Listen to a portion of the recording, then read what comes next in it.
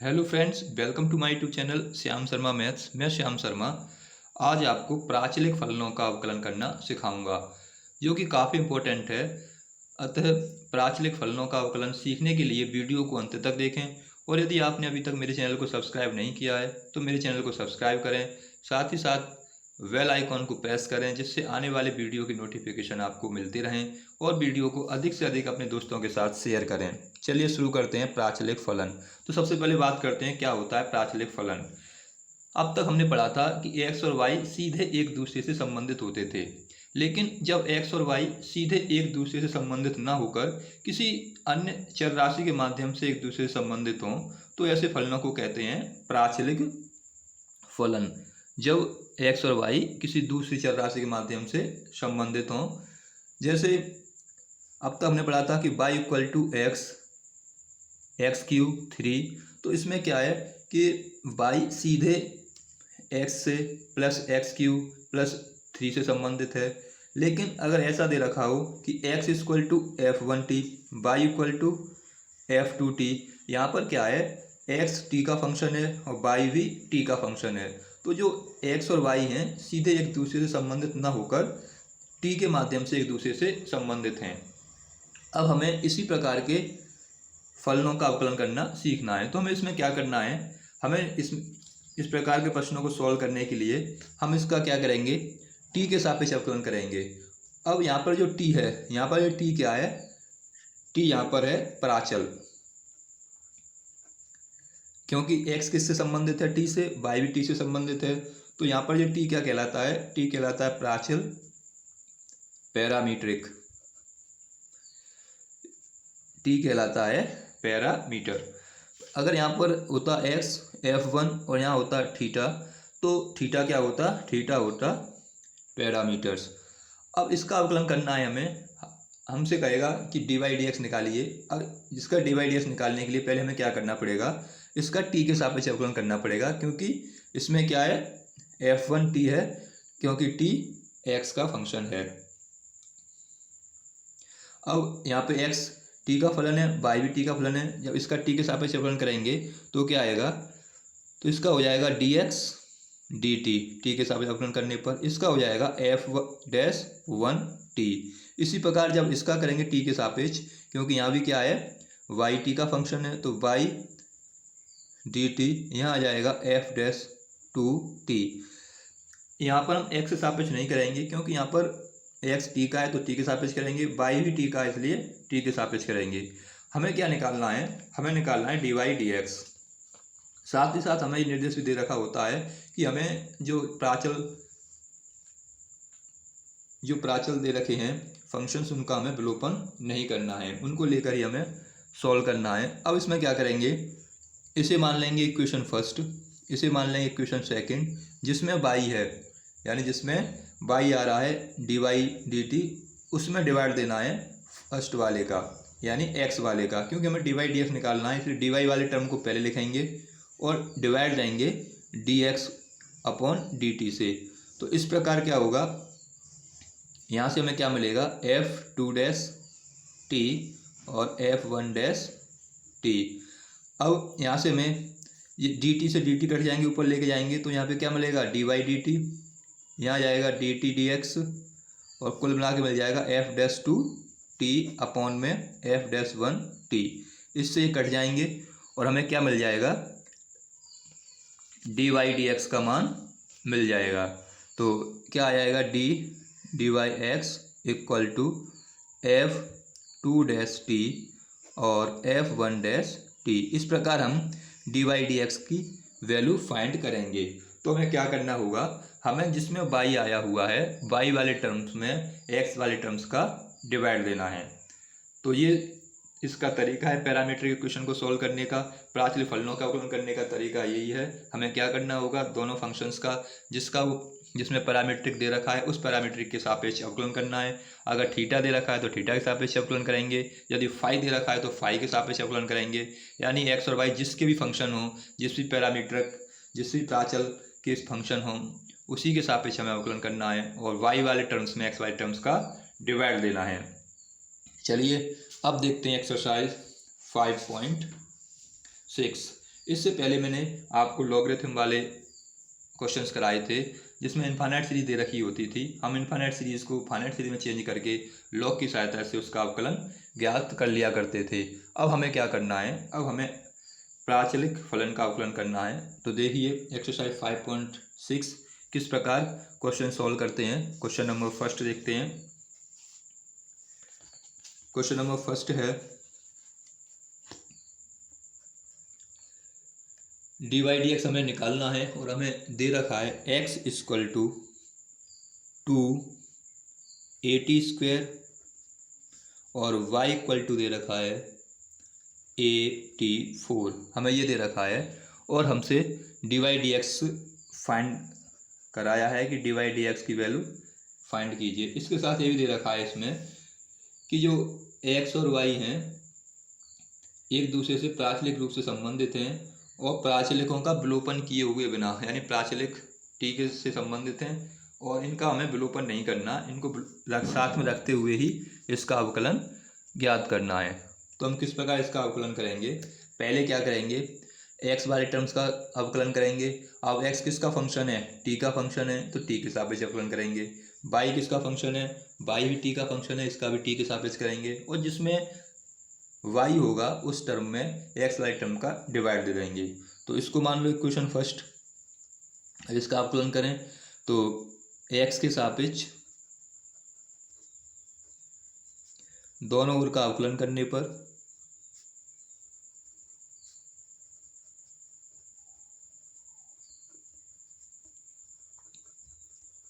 लेकिन x सापेक्ष कब करते, x सापेक्ष तब करते हैं जब यहाँ पर y होता और जे y x का फंक्शन होता। यहाँ पे किसका फंक्शन है, t का। तो हमें ये याद रखना है, हमें किसके सापेक्ष करना है, हमें करना है t के सापेक्ष। जो भी अगर x t का फंक्शन है t के सापेक्ष करेंगे, फाई का फंक्शन है तो फाई के सापेक्ष करेंगे, थीटा का फंक्शन है थीटा के सापेक्ष करेंगे। क्योंकि यहाँ पर x किसका फंक्शन है, t का फंक्शन है, इसलिए हमें क्या करना है t के सापेक्ष दोनों ओर का अवकलन करेंगे। जब t के सापेक्ष करेंगे तो यहाँ क्या आ जाएगा d dt और यहाँ आ जाएगा x। इसी प्रकार यहाँ पे कितना आ जाएगा d dt 2at²।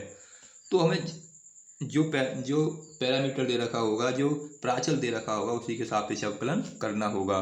तो यहाँ से तो dx dt ये इक्वल में आ जाएगा 2a तो कांस्टेंट है। अब t² का करना है t के सापेक्ष, इसलिए इसका कितना हो जाएगा t² का 2t।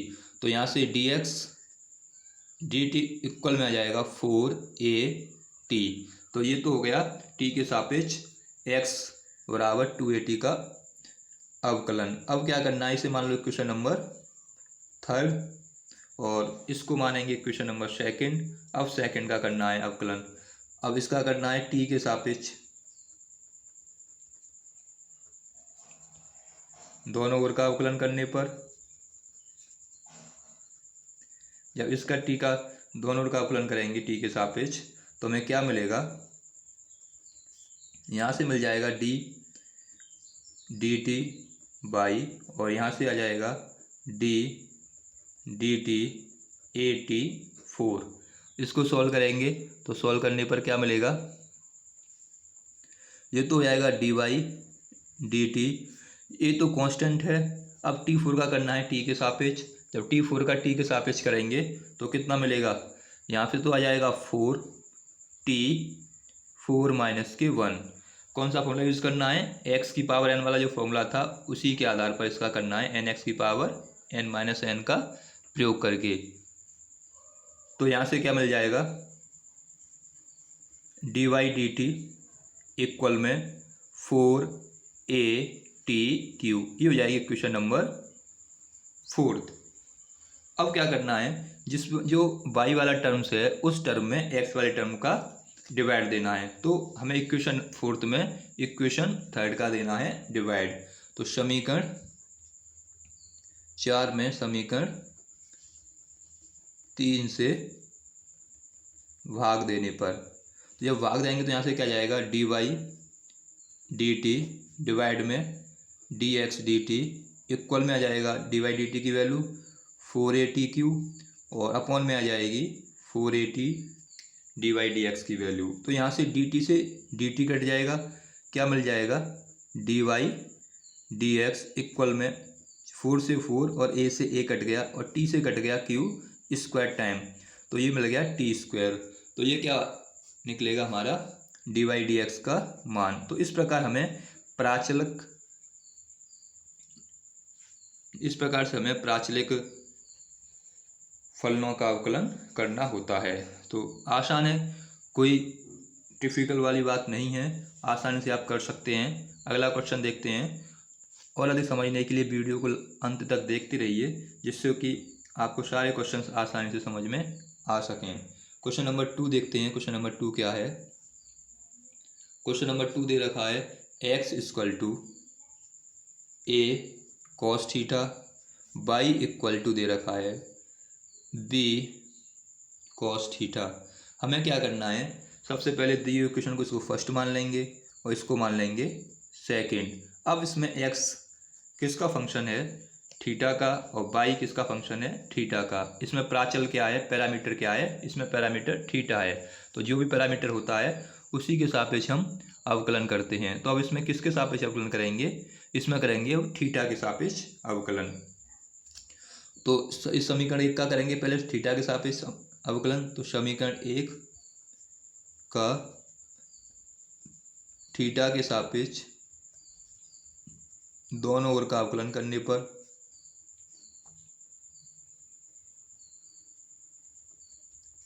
अब यहाँ से क्या मिलेगा, दोनों ओर का अवकलन करेंगे तो यहाँ से तो हो जाएगा डी एक्स और डी थीटा, क्योंकि हम किस सापेक्ष कर रहे हैं, थीटा के सापेक्ष, इसलिए डी एक्स डी थीटा।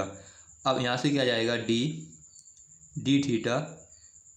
अब ए क्या है, कांस्टेंट है, तो कांस्टेंट को क्या करते हैं, पहले लिख लो इससे, और ब्रैकेट के अंदर आ जाएगा कॉस थीटा। तो यहाँ से तो डी एक्स डी थीटा ऐसे ही ये आ जाएगा ए, और कॉस थीटा का क्या होगा, माइनस के साइन थीटा। तो इस प्रकार हमें क्या मिल जाएगी वैल्यू, ए साइन थीटा मिल गई डी एक्स डी थीटा की वैल्यू। इसको मान लेंगे इक्वेशन नंबर 3। अब क्या करना है, अब जो y equal to b cos theta दे रखा है उसका करना है थीटा के सापेक्ष अवकलन। तो समीकरण 2 का थीटा के सापेक्ष दोनों ओर का अवकलन करने पर इसी प्रकार हमें इसका अवकलन करना होगा।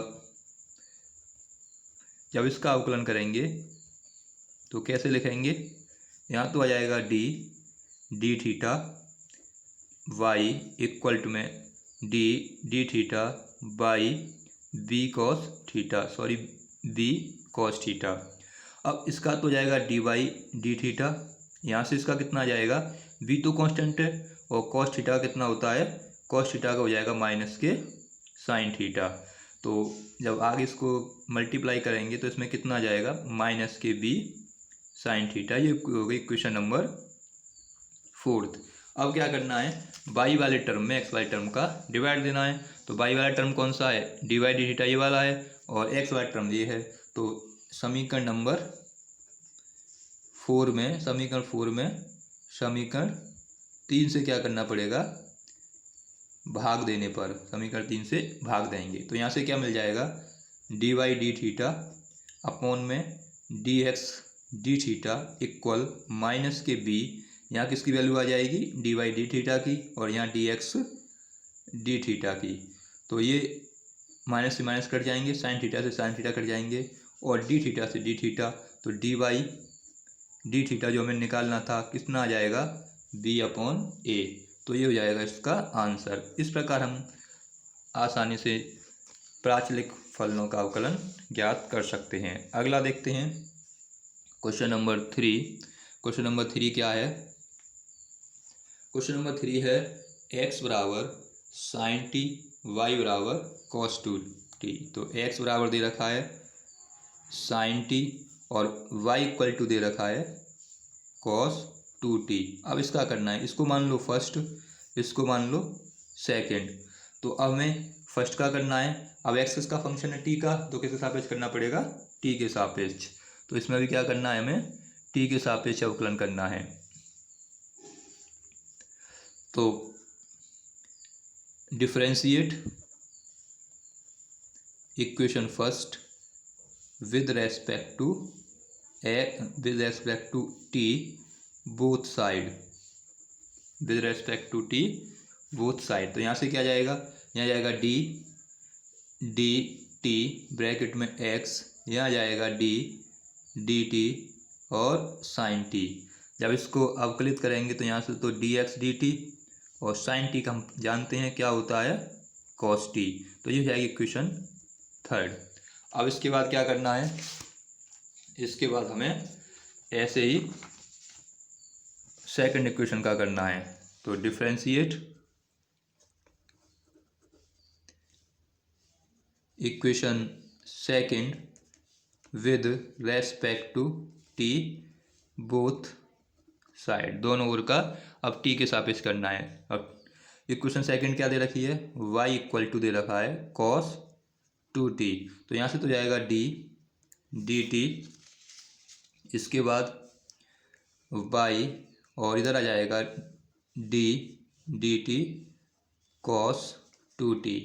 तो यहाँ से तो मिलेगा dy dt और यहाँ से cos 2t का करेंगे, cos t का क्या होता है माइनस के साइन t, तो यहाँ जाएगा माइनस के साइन t, लेकिन t तो है नहीं, क्या है 2t, इसलिए क्या आएगा 2t, क्योंकि साइन t cos t का होता है साइन t, इसी प्रकार 2t का 2t, लेकिन हमें किसका करना पड़ेगा 2t का और करना पड़ेगा। तो यहाँ से हो जाएगा माइनस के 2t का हो जाएगा 2 और साइन 2t का साइन 2t। तो ये निकल आएगा dy dt की वैल्यू, इसे इक्वेशन नंबर फोर्थ।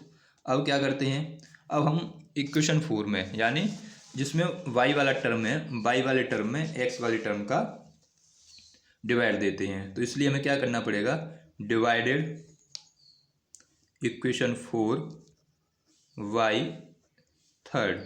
तो इक्वेशन फोर्थ क्या है, dy dt, थर्ड क्या है dx dt। वैल्यू कितनी है इक्वेशन फोर्थ की, माइनस के 2 साइन 2t। वैल्यू कितनी है इक्वेशन थर्ड की, तो इक्वेशन थर्ड की वैल्यू कितनी निकाली थी हमने, वो आई थी cos t। इसको सॉल्व कर लें, यहाँ से dt से तो dt कैंसिल हो जाएगा। अब क्या मिलेगा हमें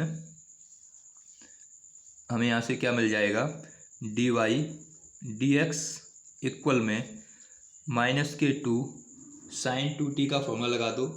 तो साइन 2 थीटा क्या होता है, 2 sine theta into cos theta, इसलिए साइन 2 टी क्या हो जाएगा 2 sine t into cos t, और अपॉन में क्या आ जाएगा कॉस टी। एक कॉस टी से कॉस टी कट जाएंगे। अब यहाँ क्या मिल जाएगा, d y d x equal to minus के 4 साइन टी। ये हो जाएगा क्वेश्चन नंबर थर्ड। तो इस प्रकार हम सॉल्व करते हैं। तो स्टूडेंट्स हमेशा वीडियो को अंत तक देखा करो, जिससे कि आपको जो भी समस्याएं हों, जो भी समझ में ना आए, उसको आप पूछ सको और साथ ही साथ अच्छी तरह से क्वेश्चनों को समझ सको। अगला प्रश्न देखते हैं, क्वेश्चन नंबर 4। अब क्वेश्चन नंबर 4 क्या है, हमें दे रखा है x equal to 4t, equation number से फर्स्ट मान लो, और y इक्वल टू दे रखा है 4/t, इसको मान लो इक्वेशन नंबर सेकंड। अब क्या करना होता है, अब हमें x जिसका भी फंक्शन हो उसके सापेक्ष अवकलन करना है। तो x भी t का फंक्शन है, y भी t का फंक्शन है, तो हमें क्या करना पड़ेगा, x का भी t के सापेक्ष करना पड़ेगा, y का भी t के सापेक्ष। तो इक्वेशन फर्स्ट का करते हैं अवकलन, समीकरण 1 का x के सापेक्ष t के सापेक्ष अवकलन करने पर, जब t के सापेक्ष अवकलन करेंगे तो यहाँ क्या आ जाएगा dx और dt, इसका करेंगे तो dx dt और ये आ जाएगा 4t, तो ये जाएगा dx dt। 4 तो कांस्टेंट है और t का कितना होता है 1, तो ये हो जाएगी इक्वेशन नंबर थर्ड, और dx dt की वैल्यू आ जाएगी 4। अब करना है हमें समीकरण नंबर 2 का। तो समीकरण 2 का t के सापेक्ष अवकलन करने पर, तो यहाँ पे क्या आ जाएगा, इधर तो जाएगा d dt ऑफ y, इधर आ जाएगा d dt ऑफ 4/t। अब इसका कैसे करेंगे अवकलन अपॉन वाले का, तो अपन वाले का करने के लिए क्या करते हैं, यहाँ से तो डी बाई डी टी मिलेगा सीधे सीधे, 4 कांस्टेंट है बाहर लिख दो। अब 1/t का करने के लिए क्या करना पड़ेगा, पहले हमें t को ऊपर लेके जाना पड़ेगा इस तरह से। अब यहाँ से तो 4 का तो 4, अब -1 का -1, t की पावर -1 - (-1), इसमें लगा दिया फॉर्मूला कौन सा, x की पावर n वाला। तो ये तो जाएगा डी बाई डी टी -4, -1 मिलकर हो जाएंगे -2, इसको ले सकते हैं -4/t²। तो डी बाई डी टी की वैल्यू कितनी आ गई, -4/t²। ये होगी इक्वेशन नंबर 4। हमें क्या करना होता है, y वाले टर्म में x वाले टर्म का डिवाइड देना होता है। तो y वाला टर्म कौन सा है, y वाला टर्म है इक्वेशन 4, तो इक्वेशन 4 में डिवाइड देना है, यानी समीकरण 4 में समीकरण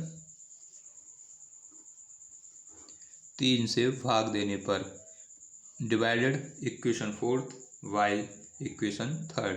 तो यहाँ से आ जाएगा d y d t equal में डी वाई की, अब डी एक्स डी टी, अब डी वाई डी टी की वैल्यू लगा दो, कितनी है -4/t², और डी एक्स डी टी की वैल्यू लगा दो, वो कितनी है 4।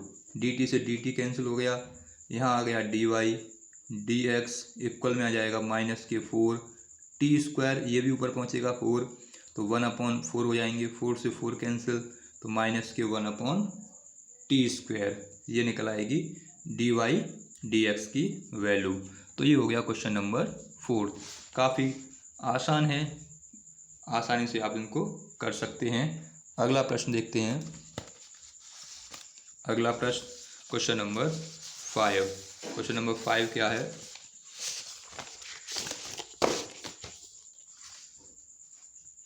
Question number 5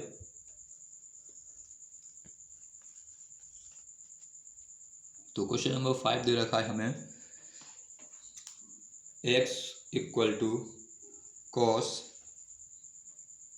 theta, x equal to cos theta, और y इक्वल टू दे रखा है,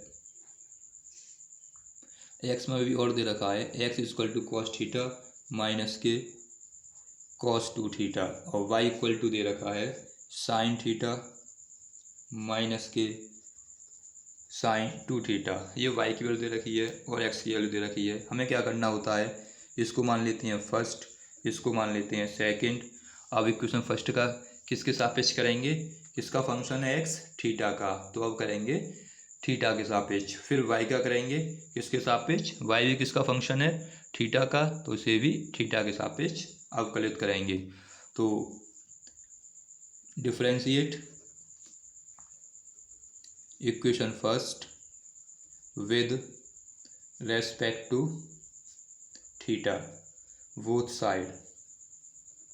तो यहाँ से क्या मिल जाएगा, डी थीटा ब्रैकेट में x, यहाँ भी मिलेगा d theta cos theta minus के डी थीटा कॉस 2 थीटा। अब इसको अवकलित करेंगे तो यहाँ से तो डी एक्स डी थीटा मिल जाएगा, और कॉस थीटा का जब करते हैं तो कॉस थीटा क्या होता है माइनस के साइन थीटा। ऐसे ही कॉस 2 थीटा करेंगे तो क्या मिलेगा, माइनस के तो माइनस कॉस थीटा का माइनस के साइन 2 थीटा, और किसका करना पड़ेगा, डी थीटा करना पड़ेगा 2 थीटा का, क्योंकि साइन 2 थीटा है तो 2 थीटा का और होगा।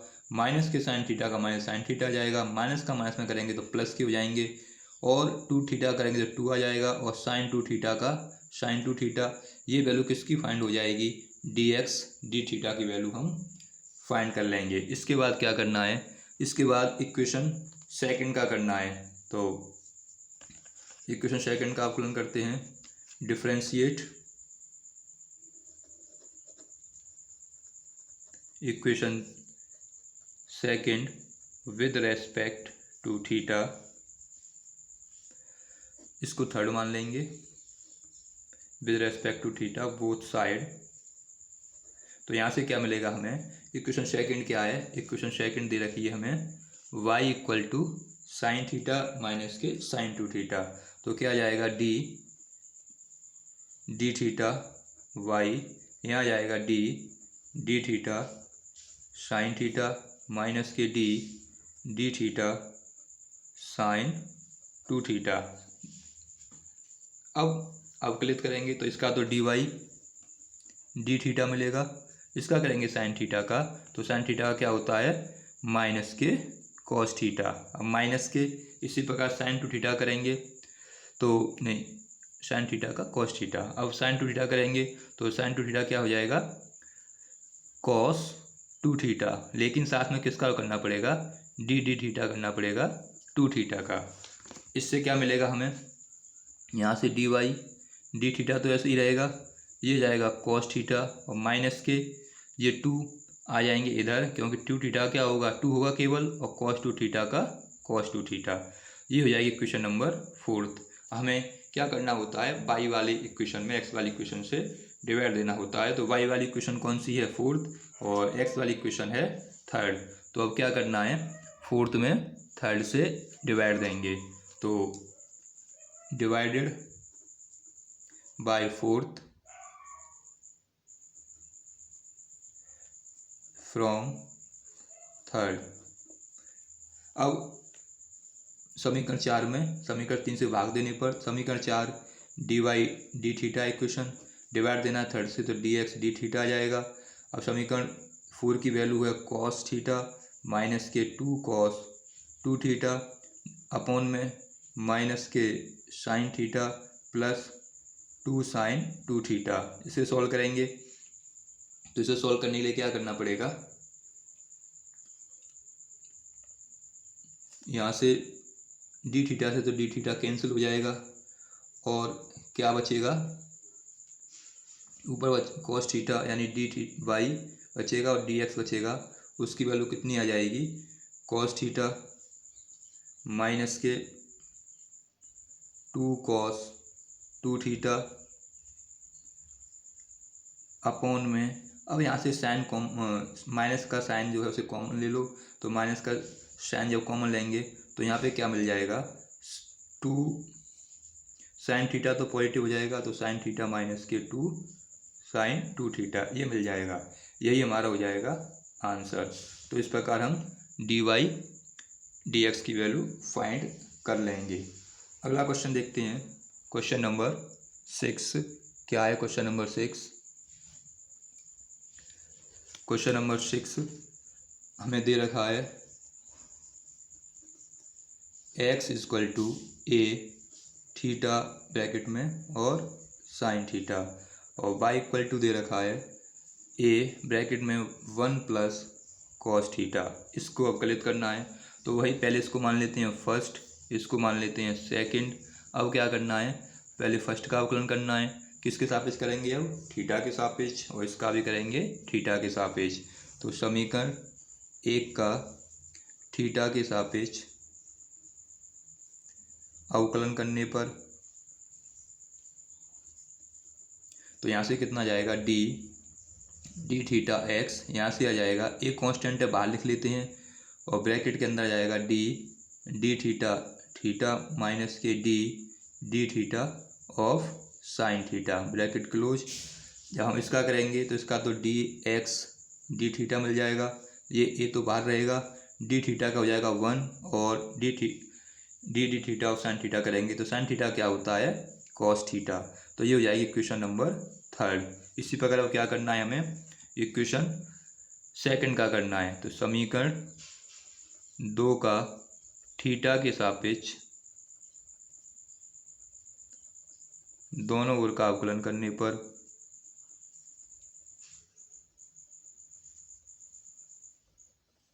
तो यहाँ से जाएगा d theta of y, a constant है बाहर लिख दो, यहाँ जाएगा d theta of 1 plus d theta of cos theta. तो इसका तो डी वाई डी थीटा आ जाएगा, ए कांस्टेंट था बाहर ही रहा, 1 का होगा 0 क्योंकि थीटा के सापेक्ष कर रहे हैं, और कॉस थीटा का होता है माइनस के साइन थीटा। तो इस प्रकार हमें क्या मिल जाएगा, इस प्रकार यहाँ से डी वाई डी थीटा की वैल्यू निकल के आ जाएगी माइनस के ए साइन थीटा। ये हो जाएगी इक्वेशन नंबर 4th। अब हमें क्या करना होता है जिसमें वाई वाला टर्म होता है उसमें डिवाइड देना होता है एक्स वाले टर्म का। तो y वाला टर्म समीकरण नंबर 4 में है, इसलिए समीकरण 4 को समीकरण 3 से भाग देने पर, तो समीकरण 4 को समीकरण 3 से भाग देंगे तो क्या आएगा, यहाँ तो सबसे पहले जाएगी 4 की वैल्यू, फिर 3 की वैल्यू, और इक्वल में समीकरण 4 क्या है, उसका मान a साइन थीटा। समीकरण 3 क्या है, a बाहर 1 माइनस कॉस थीटा, a से a कट जाएगा, डी थीटा से डी थीटा। सॉल्व करते हैं तो d y d theta equal में माइनस के साइन थीटा हैं। अब माइनस के साइन थीटा का फॉर्मूला लगा दो, कौन सा, साइन 2 थीटा वाला। तो क्या आ जाएगा, यहाँ से मिल जाएगा माइनस के 2 sine theta by 2 into cos theta by 2, क्योंकि साइन 2 थीटा का फॉर्मूला क्या होता है, 2 sine theta into cos theta, लेकिन यहाँ पे 2 था तो इसलिए थीटा आ रहा था। अब यहाँ पर क्या है, केवल थीटा है, इसका हाफ आएगा तो थीटा बाई 2 आएगा। अब यहाँ से 1 माइनस कॉस थीटा की वैल्यू लगानी है, तो 1 माइनस कॉस थीटा की वैल्यू क्या होती है, 1 माइनस ऐसी वैल्यू लगानी है कॉस की, इसमें 1 कट जाए तो 1 का तो 1 माइनस के 1 और प्लस के 2 साइन स्क्वायर थीटा बाई 2। यहाँ भी थीटा है, कॉस 2 थीटा का फॉर्मूला होता है 1 माइनस के 2 साइन स्क्वायर थीटा, लेकिन बाहर माइनस लगा हुआ है, अंदर गुणा करेंगे 1 माइनस में तो माइनस 1 तो हो जाएगा माइनस का और साइन हो जाएगा प्लस का। थीटा 2 थीटा होता तो यहाँ थीटा आता, लेकिन क्या है यहाँ पर थीटा, इसलिए थीटा बाई 2 आएगा। इसके बाद क्या करना है,